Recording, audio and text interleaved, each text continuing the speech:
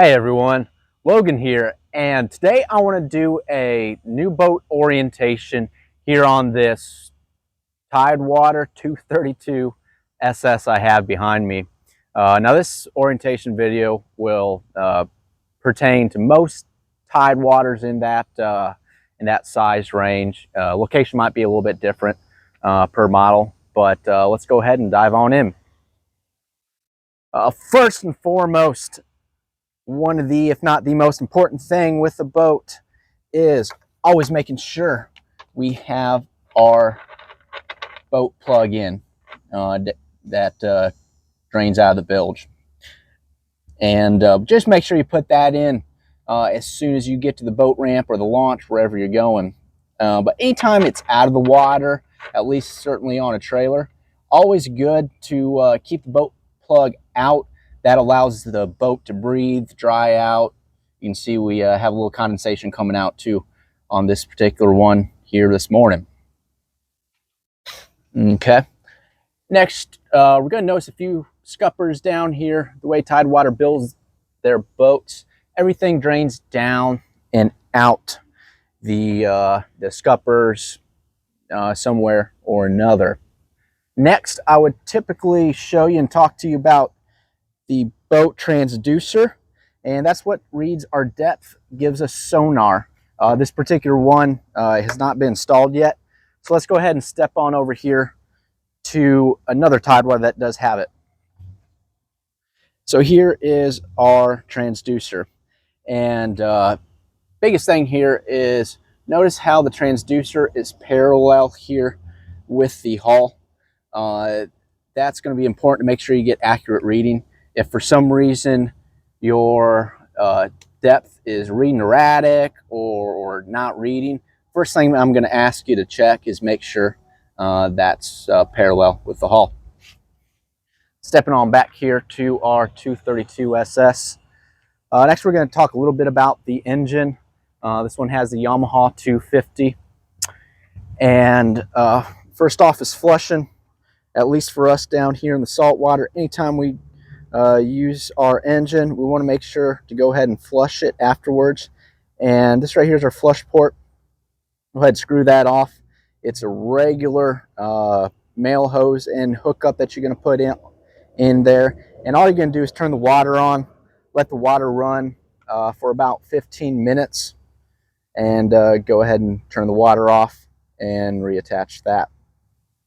We do have a trim button here to trim the engine up and down, so you don't always have to climb on in outside the boat.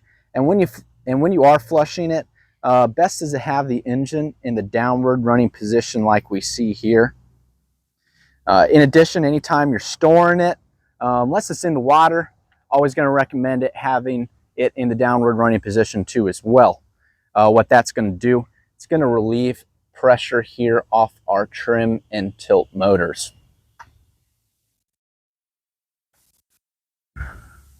So next we're going to go ahead and step on up here, and we're going to go take a look here at our transom. Right here is where you're going to find your water fill up for the freshwater shower. That little piece right there next to it is just a little ventilation. Next, we're going to take a look here at our bilge access. Yeah, if I can get us down there. So we're going to see a lot of wires, hoses, stuff like that down here. Two big things here to note. First off, right here, that right there is our bilge pump, and it does have an automatic float switch.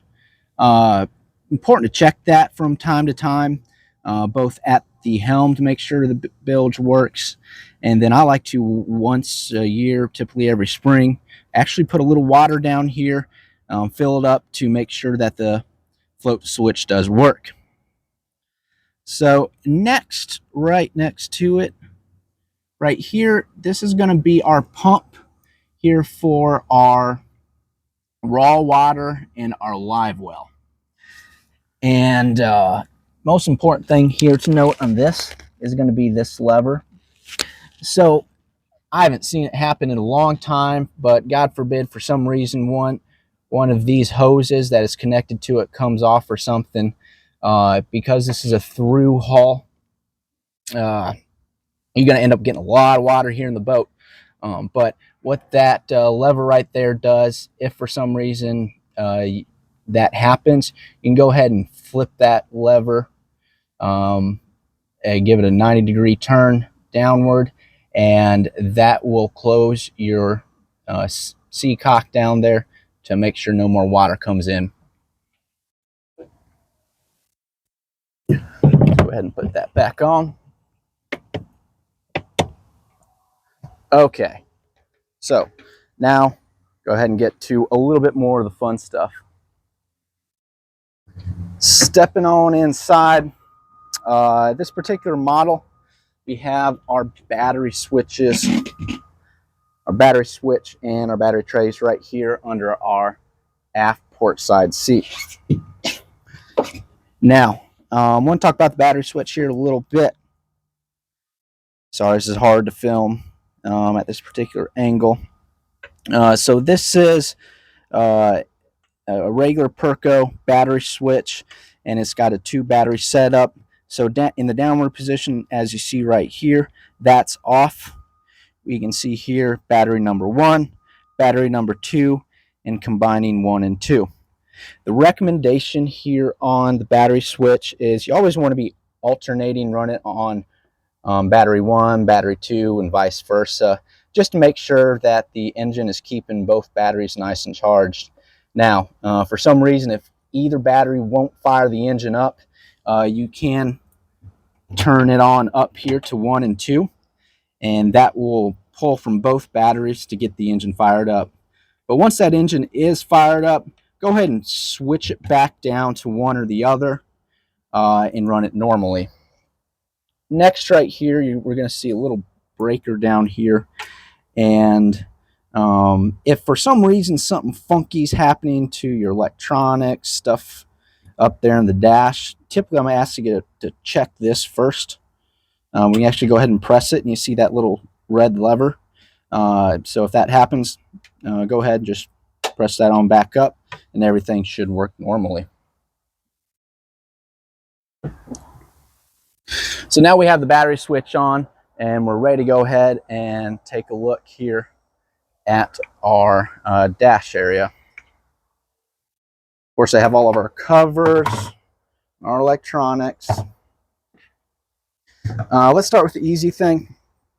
First, here is your stereo. JL audio is what you're going to find here in all your Tidewaters. Works like any stereo, car stereo that you have, and it is Bluetooth capable, which is what most folks are going to go ahead and do, is hook it up to your phone. Next, we're going to go ahead and take a look up here at our GPS. And typically, I got a pretty good video there going over these Garmin's in a little bit more detail. But in general, right now, we're on the GPS mode. But you do have sonar, your depth reading. You can combine screens, so you can do split screens. And then lastly, a cool thing here to show and talk about is Active Captain. That allows you to keep charts and everything updated. And if you have the NEMA wired into the engine, you can also have your engine data up here as well. We like to bring our Tidewaters in here with the Yamaha information station because that keeps our engine data separate from the GPS unit and allows our GPS unit to do exactly what it's supposed to do, which is be a GPS and give us depth. So here on our Yamaha gauge, that little blinking thing over there on the right, that is going to be our trim right there. Down here we can see we got a few metrics, including batteries, engine temperature, etc. Cool thing with these new engines is now we can have economies there. So you can really dial this boat in when you're out running on long trips, get the most fuel economy. And then when the boat does have fuel in it, we'll get a little blue bar right here on this side, just showing you how much fuel it has. And then right here is going to be our speed. The other thing I'd like to show everybody here, if I go ahead and slide that on over, we can press trip. And here is where we can see engine hours, trip hours, etc. So next thing here in the dash is going to be our windlass. We do have a windlass control up here. Of course, that lets the anchor down. That brings it back up. But let's go ahead and walk up and talk about the windlass a little bit more. So up here is our windlass on this particular model. The windlass is standard. Okay. We do have controls back here as well. Again, that one lets it down. That one brings it back up. Important things to note here on your windlass. You're always going to have a safety chain. Anytime this windlass is not in use, the safety chain needs to be on to make sure that doesn't accidentally go on out. In addition, once you do let the anchor down, and you're tied up, you know you're solid on the ground, you're always going to want to go ahead and tie that rope off here to the cleat. Don't let that anchor just sit here and pull and tug on our windlass motor. That's a great way to loosen that and potentially break that. Now, as you're using your windlass over time, sometimes that will loosen up. And our boat owner's bag here, it's hard to see, but there's a specialty wrench that would go right there. And if you ever see it loosen up, just go ahead and put that wrench, give it a few twerks, and tighten that up. Okay, folks, now we're going to go ahead and head on back to the dash.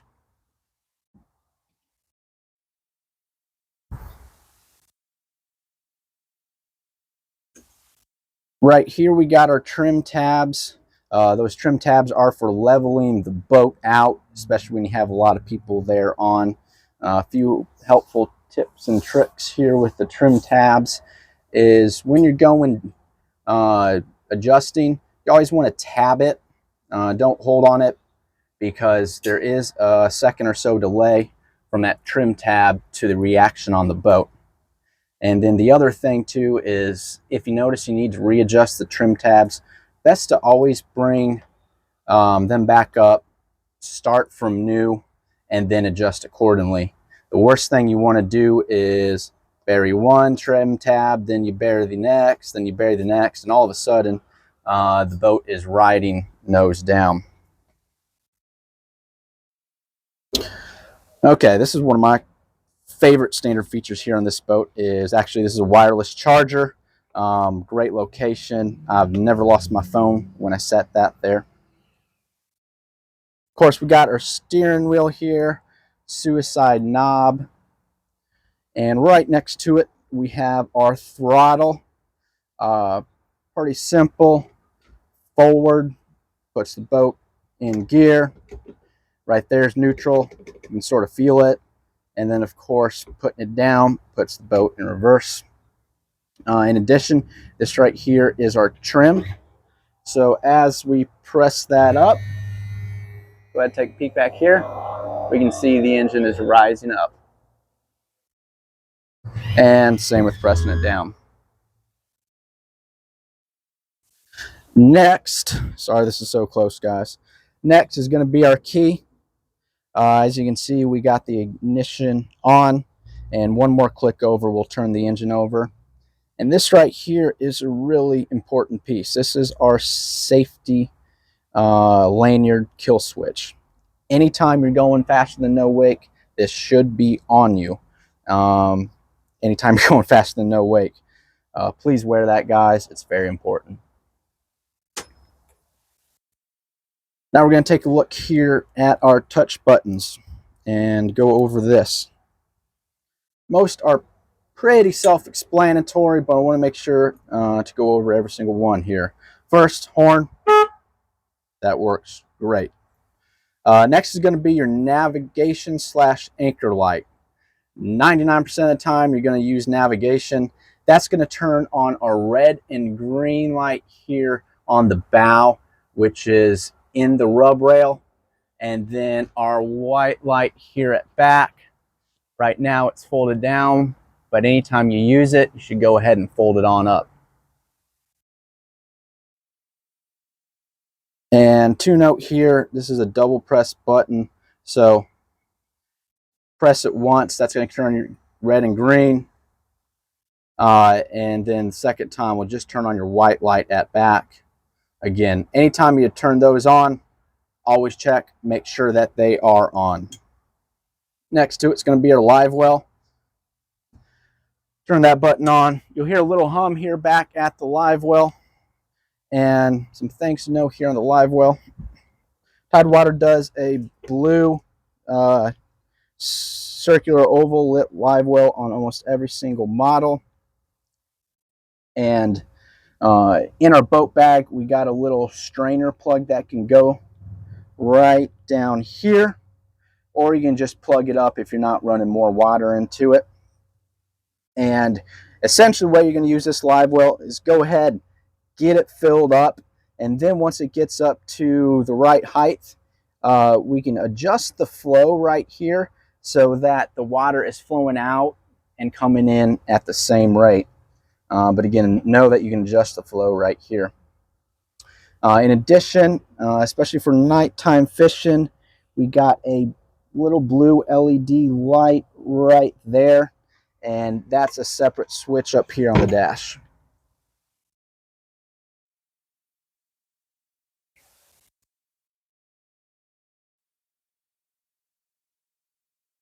So now here back at the dash, next thing we're going to talk about here is our washdown, and that's for our raw water washdown. On this particular boat, we're going to find our raw water right here.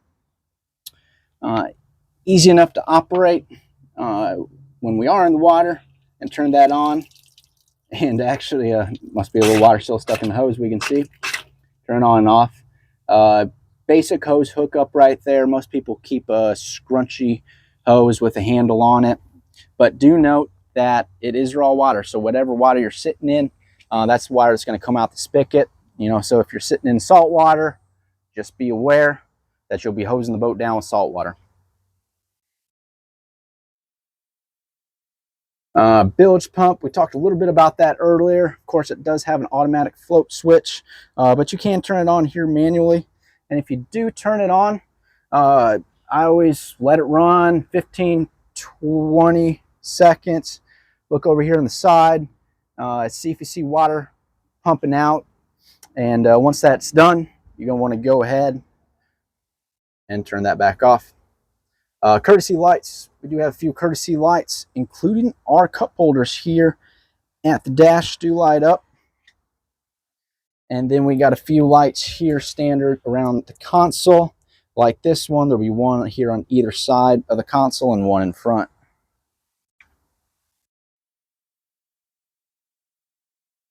Freshwater is just that. We saw where the fill up for the freshwater was back there near the engine. But turn that on, just like a raw water and live well. That is on a pump system. And once you get it filled up, you're just going to go ahead and pull this hose out and turn that on. And easy enough, click the handle. This obviously still has the blue antifreeze in it from the factory.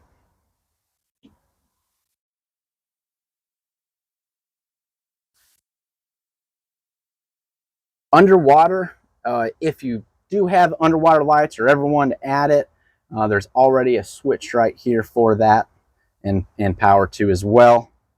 LWLT is your live well light to turn that on.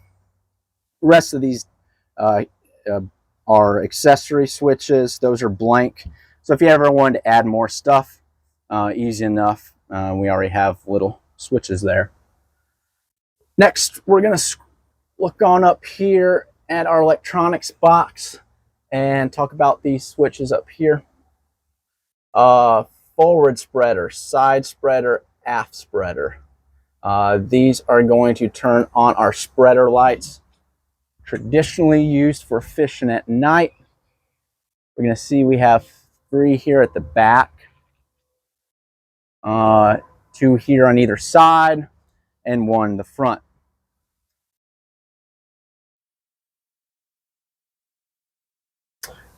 Courtesy lights.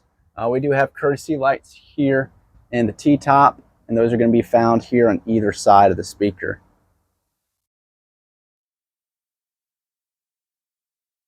Next, this has a 3-sided glass enclosure with the AVS system, and you can see that right there. Vent open, press and hold. That's going to open our vent, bring us air in on hotter days like it is out today. Next one below it is vent closed. And then again, just like the accessory switches down below, those are blank, so you can hook up whatever you'd like to them.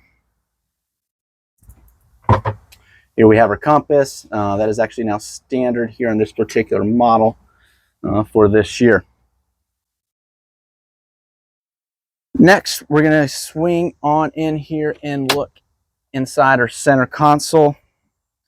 Last year, Tidewater on their 23-foot model started doing this nice fiberglass piece here, and behind it is where all of our wiring and everything is at.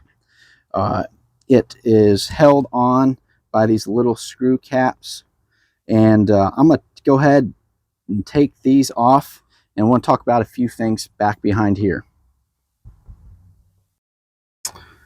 Now that I got that fiberglass piece off, we can see everything that controls this boat.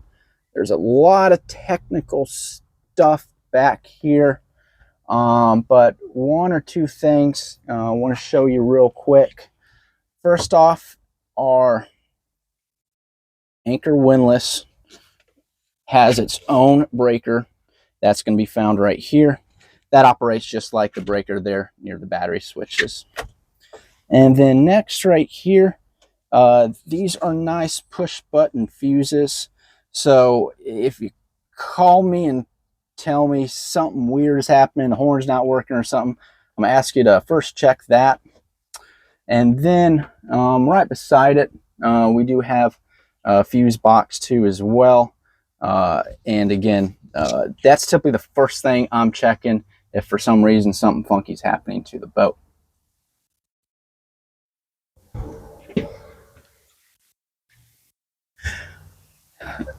Last thing here, we just got this boat in, so the cushions are actually still down here inside the center console. Haven't even pulled them out of the plastic wrap. But a few things I like to tell folks on the cushions is, if you have place inside in your garage, always best to store your cushions there. Condensation can build in here, which could create mildew there on the seats. It's not fun to clean. General maintenance there on your seats is once a month, once every few months, go ahead and take some marine grade vinyl cleaner and protectant. You spray it on, wipe it in with a cloth, and that's going to keep your seats lasting for a long time. In addition, Tidewater does some really cool hull colors. This one here is in one of their grays. And to note there, just as far as keeping up with fiberglass, is typically recommend a good wax job twice a year. Most folks do it in the spring and in the fall. So that's there on the fiberglass maintenance. And then on the engine maintenance, just get in the habit, a once yearly or every 100 hours, whichever you hit first. Go ahead and do your basic engine maintenance, and all that'll be broken down there with within the owner's manual. Folks, thanks for watching this tutorial new boat ownership video here on a Tidewater 232 SS. If y'all have any questions, please reach out, let me know. This is my first one, so I might have missed a thing or two, but certainly happy to help. Have fun out there in the water and be safe.